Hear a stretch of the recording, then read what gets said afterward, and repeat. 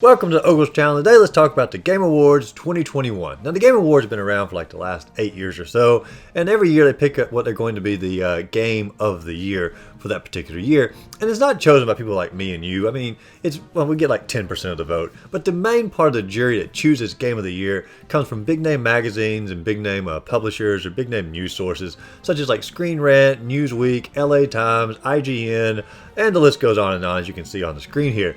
And some of these are definitely like game sources and game magazines, but some of them are just sort of like, do you really know anything about games? But regardless, these are the jury and they choose the Game of the Year. And so our nominees for Game of the Year this year were Deathloop, It Takes Two, Metroid Dread, Psychonauts 2, Ratchet & Clank, Rift Apart, and Resident Evil Village. Now all of these are great games in their own right. I didn't play all of them, but the ones that I did play were definitely standouts for potential Game of the Year. But it's not up to me and you. It's up to the jury to essentially decide who's going to win Game of the Year. And so to try to figure out what the jury was sort of thinking ahead of time, is I went to their individual websites and I scanned through some of their archives to try to find reviews for these 6 games.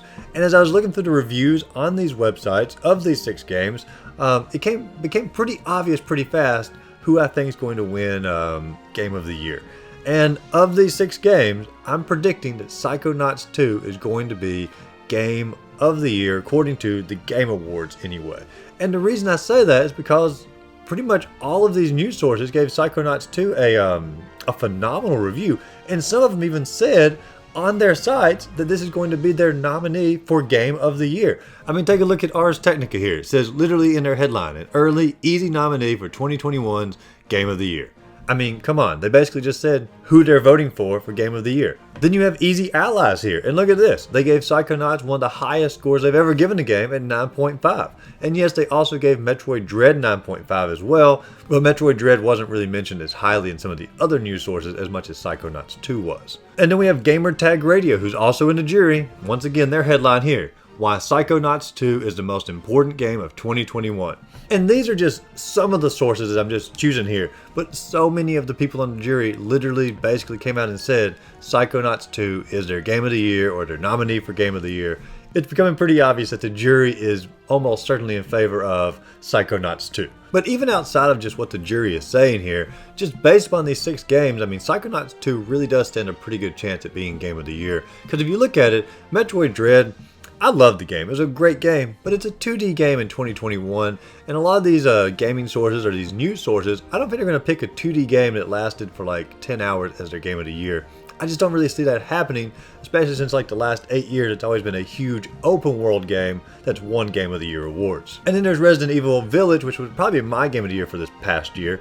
But Resident Evil, it's never won Game of the Year. It's never been really even really highly nominated on it, or there's a chance when it comes to that. And if Resident Evil 7 didn't win Game of the Year, I don't see Resident Evil 8 standing a chance either. Ratchet & Clank Rift Apart, I think if it's based upon fans, I think this is probably the game that would win Game of the Year. It's a gorgeous looking game, super well done, but based upon the reviews from some of the jury sites, I just don't really see Ratchet & Clank overtaking Psychonauts 2. Then there was It Takes Two, which is a great co-op game, beautiful looking game, but the fact is it's not a AAA game, and I hate to be like that, but when it comes to the Game Awards, a AAA game has always won Game of the Year, and these big name magazines and these big name news sources, they're going to pick a AAA game.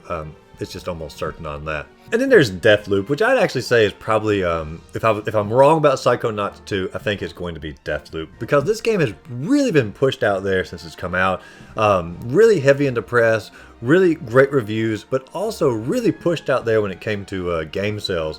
Even like really discount the game early on just to try to get that user base up and to really get the game sales brought in.